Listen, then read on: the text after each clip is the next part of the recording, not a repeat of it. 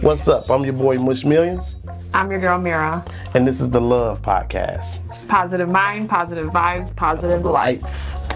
And this podcast is all about pretty much love. Love. Nothing negative. We don't do negativity over here whatsoever. So we are here to answer a couple of questions, which we don't have an audience yet, but you can put it underneath the comments right here if you have some questions for us to answer. The next video, we will get to them. Like, comment, subscribe to our channel. Yeah, so we will start off by saying, I love you. I love you too. You mean the world to me. You mean the world to me. You are my everything. You are my everything. See, we gonna start off by giving a little love, showing a little love to your significant other. I know a lot of people might go through, the normal ups and downs in relationships, and sometimes it be over small stuff and you wanna just give up and quit. But it's a secret to flourishing in your relationship. You keep going. And we have the answers. All the answers. Give them the answers then. You keep going, you fight through it. Whether it's a relationship, a marriage, if you think you're going through a divorce, there's always ways around it, issues that you could resolve. Okay, I got a question for the audience, even though they're not here. How do you stick with a person that you feel don't show you enough attention, but you have this attachment to them and you're so in love with them, but they don't fulfill your every need? How do you go about making that relationship blossom? You talk to them. Communication's the key. Communication. Number one in any kind of relationship. Okay, so we're gonna put communication right here. Number one, communication. Okay. You gotta be able to talk to your partner, tell them what you're feeling, that they're missing, what you're missing in the relationship. You can't just go to, oh, I'm out. They don't. You can't just hit the fuck it button and just pull out when shit get hard. You can't. You gotta sometimes you gotta stick it out, and you gotta have uncomfortable conversations with your partner. Sometimes you have to, I know sometimes a lot of people walk around the house on pins and needles and there be a lot of tension in the crib and everything. You may not talk to each other but for hours. You gotta break that silence. Yeah, we do that. We used to do that sometimes, but we've grown now. You gotta break that silence, and somebody gotta be the bigger person to be like, hey, look, I'm sorry about my part and what I did, but this is how. Someone's got to come to a common ground. It got to be some type of agreement amongst each other and have some real conversations to the point to where you should be able to talk to your girl and be like, hey, I don't like this about you, I like this about you, I like this about you, and she be able to listen without getting upset. That's the problem with a lot of relationships. A lot of people want to just talk, and then once they get mad at each other, don't nobody want to talk to each other. And then that's like you got and then sometimes if you arguing, something gets said and somebody is just shut down. No, stop doing that. Unpack. Those situations. If I say, oh, I feel like you don't sleep with me like you used to, which is not the case. You don't sleep with me like you used to, and blah blah blah. I feel like it's somebody else. I gotta come to a right. I should be able to say exactly what I just said to you without you acting all suspicious. Unless you're doing something wrong. You're doing something wrong, you bogus. And if you ain't doing nothing wrong, why get all angry and like, why would you always accusing me? Blah, blah, blah. That's the first thing we turn to is arguments. That's the first thing we do is argue with each other. As soon as we have a disagreement, somebody can't just come to a common ground and be like, okay, we both wrong. And that's what people go wrong at a lot of times. They don't like to hold themselves accountable for what they do in a relationship. My girl stopped having sex with me and she barely touched me and all this shit. What did you stop doing in the relationship to make her do that? Is the questions that we want to ask and the conversations we want to have with y'all. Like, what did you... Starting a new leaf, 2023. Yeah. Come up out of your comfort zone. If you want to grow in your relationship like anything else, you have to come up out of that comfort zone. That's the only way to flourish in your marriage, in your relationship. And it can get tough. Trust me. Yeah. You just got to be able to talk to that person. Sometimes I'll be like, you know what? I feel like I don't want to say this to Mira because it might spark an argument. Fuck that. I'm saying it because if I don't, it's going to build up frustration, it's going to build up tension, and then we're going to wind up just arguing and nobody talk to each other. No, I got to start the hard conversation. Sometimes, men, it's okay for you to start the hard conversation and for them to listen. And sometimes you got to tell them, no, you're not holding yourself accountable for what you did on your part. This is why I've been this way because you've been this way. How can we fix it? Situations of everybody have different situations, but the common denominator in this whole factor is that any situation that you go through, as long as it ain't infidelity, financial issues, all of these things can be worked through. all of these things are not the end too. All these things are not Which the a lot end of all. people argue about financials, which plays a part in I see a lot of marriages. I see a lot of marriages break up for financial reasons. It say for richer or for poor. They forget about those two vows. And the crazy thing about it is that you sat here and you told God these vows, and this for the married couples. You told God these vows, and then you break them over money. But in relationships too, you can have your Money issues, yeah. and that's why one But of the that reasons should why never, you're not getting married. that should never be a factor in your relationship, because it's supposed to be one hand wash the other, both hands wash the face. Meaning both of y'all got a common goal. Y'all come up and y'all write y'all plans down and y'all goals down. What did you see? Matter of fact, if you're sitting right next to your partner right now, look at your partner and say, hey, what is your plans for the next 5 years? And if they don't say nothing, then y'all got a whole lot of work to do.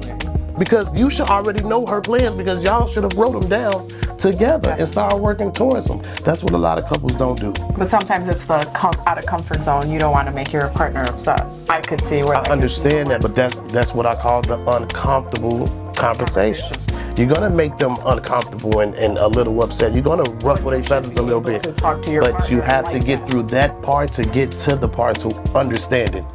You got to get through the hard conversations to get to a common ground with each other. Yeah. Because if, like the situations that we used to have, you wouldn't have never stopped doing them if I never would have pointed them out to you and made you hold yourself accountable. That's the thing. That's what I'm saying as far as, Both sides. the uncomfortable You got part to of be able it. to have a conversation. Because a lot it's- of times we hear like from couples like we can't say or do certain things. I mean, you should be able to tell your partner if you're comfortable or not with that situation. If you're not comfortable with that situation, you should just let your partner know. Different cases, different situations. You should be able to talk to your partner and say, hey, you know what? Let's do this. Let's do that. What can we do to make things different? Like our situation, sometimes we had different opinions, and it would become overbearing. We'd be like, what the heck, let's just come to common ground. What the hell's going on? And we'd come to those certain common grounds where we're okay and we're able to get through those situations. And we have attitudes where we don't talk for hours, but it's not going to resolve anything. Yeah, because what does that do? But keep y'all, yeah. but building more tension in the house, being away from each other. And the good thing about us, we're very easygoing, and we're able to now we're easygoing. I'm easygoing. I'm a I'm like half of the times in those type of situations, I'm the one that's gonna come and sit down first and be like, hey, I'm sorry, I apologize. Sometimes I do. Rarely ever does it, but I'm the one that's gonna come and be like, you know what? Take the initiative, fix this. It's small, it's stupid. Everything that you're going through with your relationship, if you're going through something right now, it's stupid. If you take all of that out of the equation and think about what y'all really arguing about, is it really worth losing the best person in your life? Or if it doesn't change and nothing, obviously that's a relationship you need to leave, or it's toxic. Sometimes it's not, it's bigger than that and you're not able to.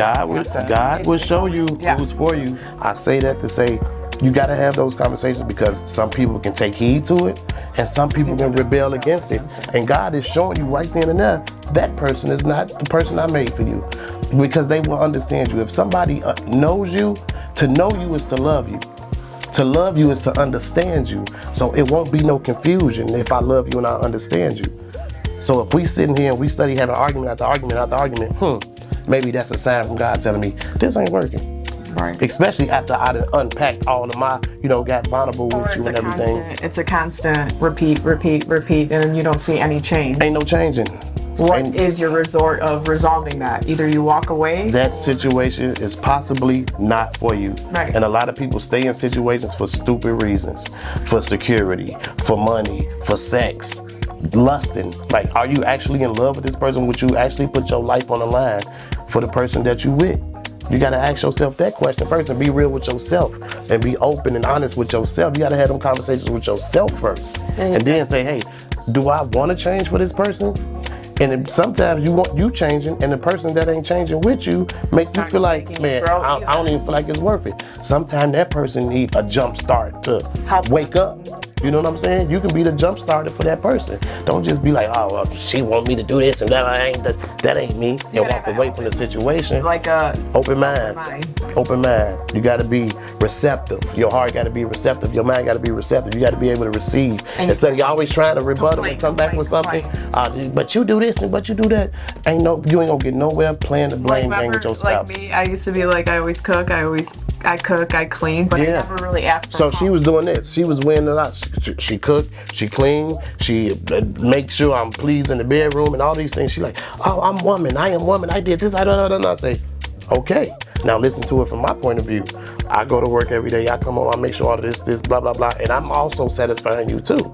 We are kind of equal in this thing. It's a 50-50. A lot of people like, oh, the woman do more than that. But the man, if you're a man like me, then you do a whole lot behind the scenes that don't nobody know about but your wife. So we want to feel appreciated, women. Sometimes y'all feel like because you're taking care of the kids and all that, you are a woman. You are strong enough to do these things. This is what you were designed to do.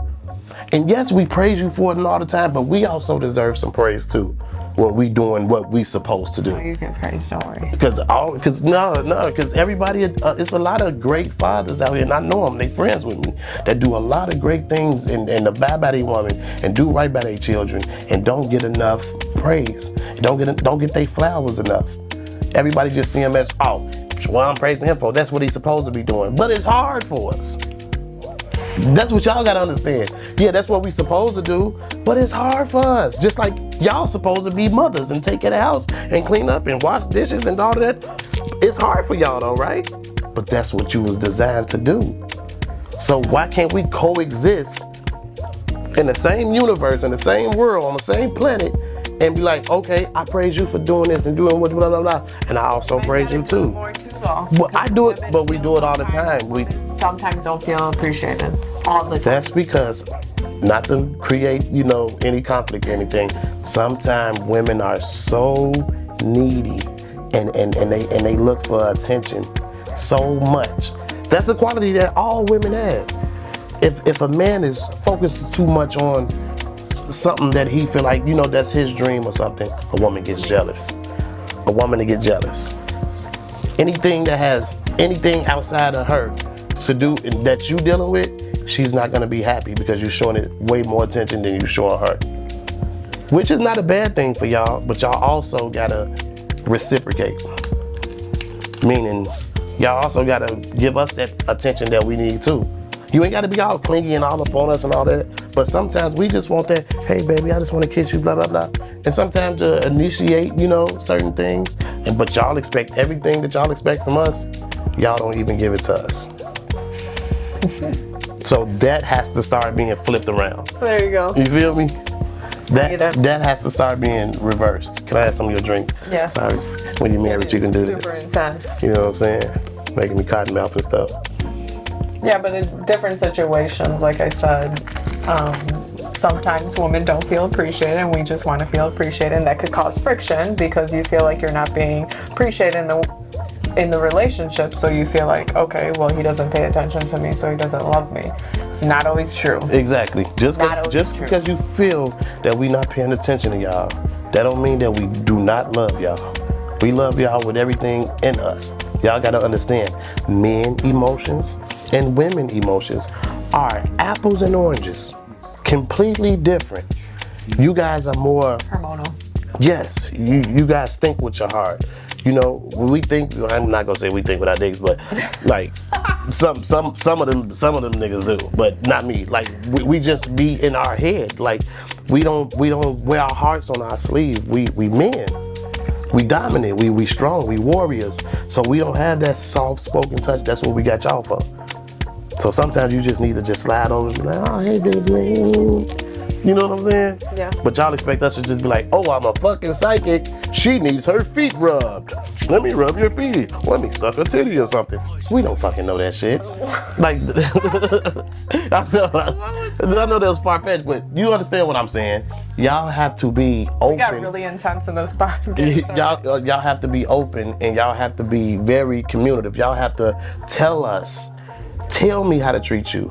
Set boundaries with your partner. Life. You got to go through those experiences to understand. Yeah, but yeah, like and I didn't once understand those situations. I thought at this age that we're at this age that we are at right now, I feel like we had enough trial and errors to get it right at this point. At this point, we're getting. If you 30 plus, come on, man, what are you doing? What are you working towards? You working towards a relationship built off of lust and sex, or you trying to create wealth in a family, in a bloodline, and get married? What are you doing? Like, ask yourself that. What are you doing with your girlfriend, or what are you doing with your boyfriend? What are y'all goals as collective? What are y'all goals separately? Come to a common ground on that. Express that to each other. Get on the same page. And what do y'all hope to accomplish together? It's a partnership. Cause we got our goals down. She know what my goals is. My goals is to become a Tyler Perry as far as cinematographic go and all of that. In music, I'm already into music. I already know she's looking to, start a line of different things. Like, she's starting a cleaning line. She wants to open up the clothing line. She wants to do the cleaning line, the clothing line. Well, this was one of them. And her podcast. This is her idea. I'm just going with it. And she also wants to get 3 flats. We want to own more properties and start investing into properties and, building up our real estate. We have goals.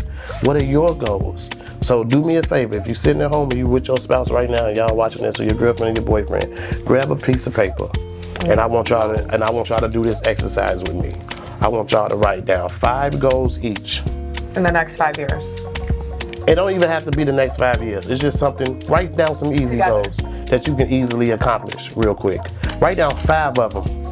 You write down 5 and she write down 5. And then for the 5th one, I want y'all to brainstorm real quick. For the 6th one, I want y'all to brainstorm real quick and come up with a common goal that y'all both want to reach.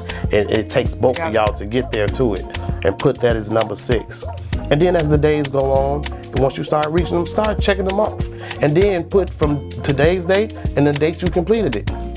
Day's date, the date you completed like it. A goal book. The day you started it, the day you completed it.